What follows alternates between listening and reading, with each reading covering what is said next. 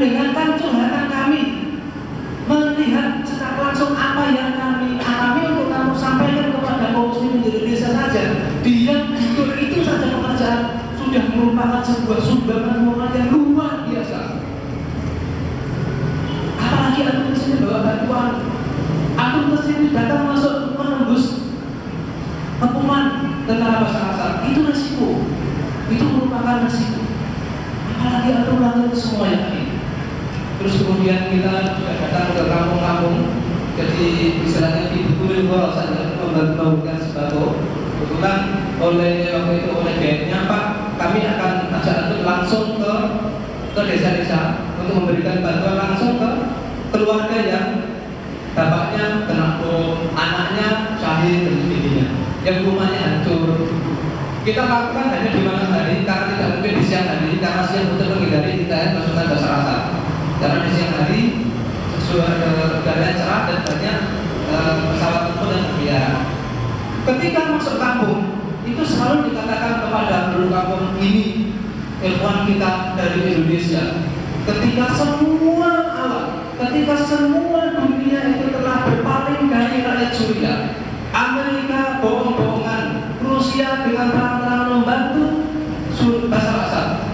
Ketika seluruh dunia berpaling dari kita, ini kaum muslimin menunjuk kepada kami. Kaum muslimin datang jauh-jauh menempuh perjalanan udara 16 jam non-stop.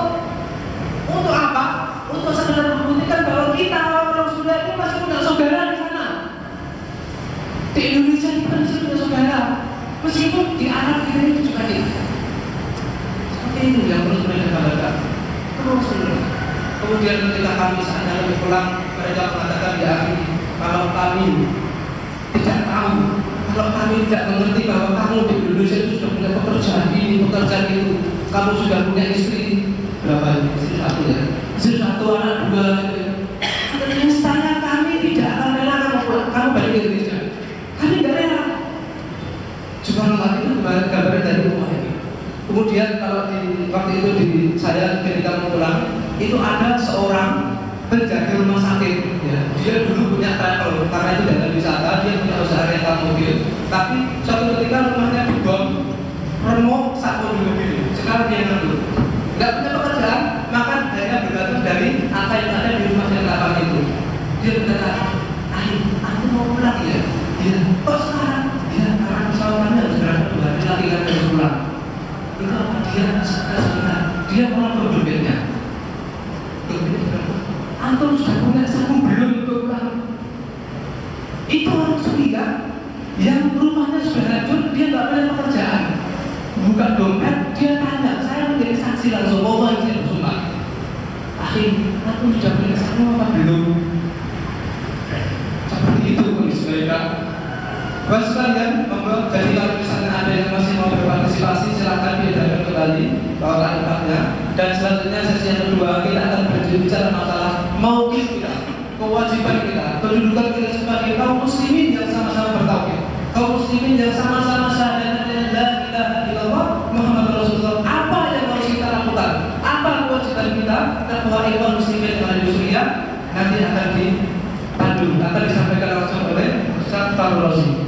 Kepadanya waktu tempat kami usahakan.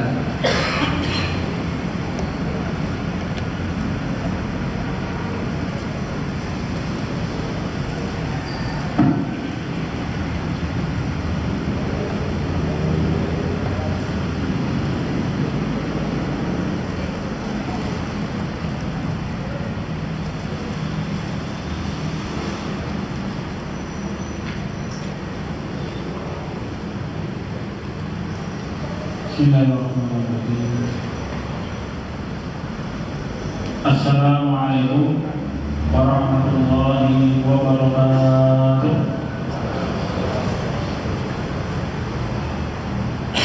Alhamdulillah, nahmaduhu wa nasta'inuhu wa nastaghfiruhu wa na'udzu billahi min shururi anfusina wa min sayyiati a'malina. Man yahdihillahu fala mudilla lahu wa man yudlil fala hadiya lahu. وأشهد أن لا إله إلا الله وحده لا شريك له وأشهد أن محمدا عبده ورسوله الذي لا نبي ولا رسول بعده. Allahumma shalli ala Muhammad wa ala ali Muhammad kama shallaita ala Ibrahim wa ala ali Ibrahim wa barik ala Muhammadin wa ala ali Muhammad kama barakta ala Ibrahim wa ala ali Ibrahim innaka Hamidum Majid. A'udzu billahi minasy syaithanir rajim. Ya ayyuhalladzina amanu taqullaha haqqa tuqatih wa la tamutunna illa wa antum muslimun. Wa ya ayyuhalladzina amanu taqullaha wa qulu qawlan sadida yuslih lakum a'malakum wa yaghfir lakum dhunubakum wa may yuti'illaha wa rasulahu faqad faza fawzan 'azima. Wa ya ayyuhan nas taqu rabbakum alladzi khalaqakum min nafsin wahidah وخلق منها زوجها وبث منهما رجالا كثيرا ونساء واتقوا الله الذي تساءلون به والارحام ان الله كان عليكم رقيبا.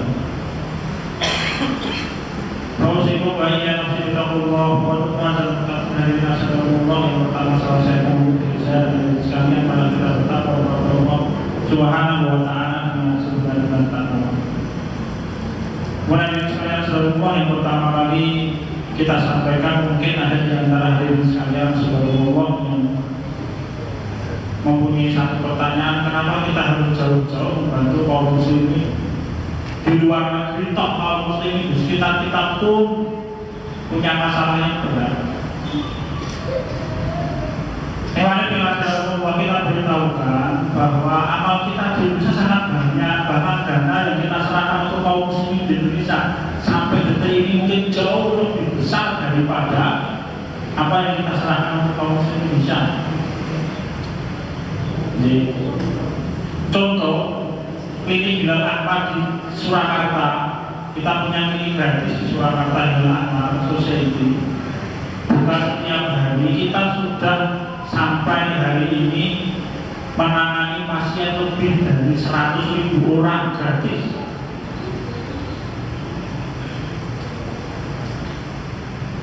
Sudah kali sekali lagi, kita bukan mengabaikan kaum muslim sekitar kita, bahkan amal kita karena kita tinggal di Indonesia, amal kita banyak di Indonesia.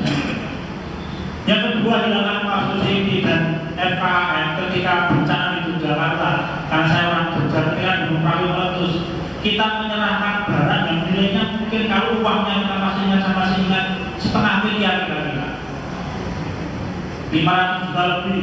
Kalau bantuan dalam bentuk barang jauh lebih besar daripada itu. Maknanya apa ini sekalian saudara bahwa ketika kita beramal itu kita beramal di semua tempat kita berada, kita beramal dan kita berusaha untuk melebarkan sayap kita sampai ke lebih yang jauh, karena kewajiban kita sama muslim adalah satu kewajiban yang tidak dibatasi oleh hukum dan tidak dibatasi oleh waktu. Ada satu pernyataan yang menarik terkait membawa acara pertama bahwa keistimewaan ukhuwah Islamis atau keistimewaan yang sangat berbeda dengan ukhuwah yang lain. Ketika ukhuwah kita diikat dengan nilai kebangsaan hanya akan dibatasi oleh batas-batas negara. Ketika ukhuwah kita dibatasi oleh strata pendidikan, ya kita hanya akan orang-orang yang punya pendidikan sama dengan kita. Tapi ukhuwah kita adalah ukhuwah yang tidak dibatasi oleh apapun kecuali satu sama, ya kita sama-sama muslim. Ya, memang bilang Allah Inama mu'minah yang kita semuanya nampak dan mengingatkan. Nanti kita akan singgung sedikit tentang benar tidak peristiwa perjuangan kaum muslimin di Syam hari ini adalah perang saudara. Nanti kita akan singgung soal di belakang. Ya, karena media massa hari ini tetap mengungkapkan kepada kita, ya terutama media massa televisi, ya menyampaikan bahwa ini perang saudara, ini pemberontakan. Nanti silakan Anda lihat. Poin pertama yang kita ingatkan bahwa agama itu kesetiaan, ad-dinu nasihat. Atau di dalam ajaran ad-dinu nasihat. Agama itu nasihat.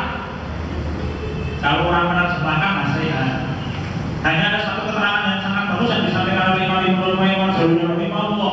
Nasihat itu ada dua macam. Nasihat itu nasihatul qaul, dan yang dimaksud oleh Rasul kita Muhammad SAW dalam hadis ini adalah nasihatul qaul. Ad-dinu nasihat, agama itu nasihat. Nasihat itu siapa? Kami bertanya, lalu tidak nasihat untuk kitabnya, untuk rasulnya, untuk pemimpin-pemimpin umat Islam dan kaum muslim secara umum. Kalau nasihat itu jelas Allah Subhanahu wa taala tidak butuh.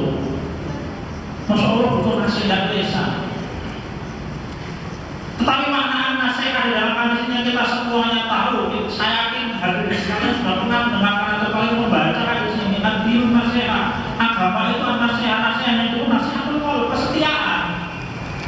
Nasihatul qaul itu kesetiaan, agama itu kesetiaan. Maka para sahabat radhiyallahu anhum bertanya, kesetiaan itu siapa ya Rasulullah? Pertama, kesetiaan itu Allah. Hadis sahih Muslim. Yang kedua, kesetiaan itu kitabullah. Yang ketiga, kesetiaan untuk rasulnya. Yang keempat, kesetiaan untuk umat, pemimpin-pemimpin umat Islam. Kesetiaan itu muslim secara umum. Ya, waktu itu dalam Rasulullah kalau kita bahasakan secara sederhana, kesetiaan itu atau selalu ada setiap saat. Ya, selalu ada itu Allah setiap saat, selalu ada rasulnya setiap saat, selalu ada kita dulu setiap saat, selalu ada itu kaum muslim setiap saat. Ya, nanti kita Rasulullah kita bayangkan ketika Umar bin Khattab jadi khalifah, wilayah beliau paling timur ada di Sinjian, paling barat ada di Beijing. Ya, tidak ada batasan negara waktu itu. Katanya wilayah Islam. Ada ungkapan yang menarik dari Khalifah Umar bin Khattab radhiyallahu anhu ketika suatu saat beliau punya kebiasaan gendongi gantung untuk diberikan orang yang miskin. Pembantunya Aslam menyampaikan kepada Khalifah, biar saya yang gendong. Karena ada pasangan pembantu, ada saya yang gendong gitu. Apa jawaban Khalifah? Ketahuilah, kalau di wilayah yang pimpin dimanapun letaknya, ujung sebiang sana wakil bahasa kita. Di pelosoknya Azerbaijan dan letaknya ribuan ratusan kilometer dari tempat itu dari Rasulullah. Ada orang yang sakit dan kelaparan yang ditanya oleh Allah Subhanahu wa taala bukan kamu, tapi aku.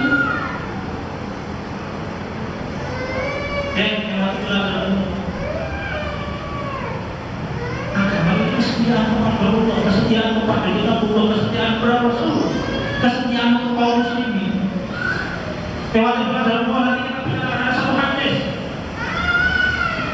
Ya, hadis ini disampaikan oleh Satori di awal pembicaraan kita hadis Sahih Muslim. Nabi kita Muhammad sallallahu alaihi wasallam menyampaikan, Inna Allah azza wa jalla yaqulu yawmal qiyamati ya ibna Adam maritu falam ta'udni. Qala ya rabbi kaifa ramutuka wa anta rabbul alamin. Qala amma 'alimta anna 'abdi fulanan maradu falam ta'udhu amma 'alimta anna law anta lawajadtani inda. Hadirin sekalian saudara, bayangkan di hari kiamat kalau itu Allah berkata kepada dunia Adam, wahai anak Adam, aku sakit tetapi kalian tidak mau jauh. Ada soal yang maka kamu sampai bertanya, wahai Allah, bagaimana kamu jiwamu sekarang? Kau adalah Rabbul Alamin. Maka Allah Subhanahu wa taala berfirman, tidak tahukah engkau bahwa saudaramu sakit? Sedangkan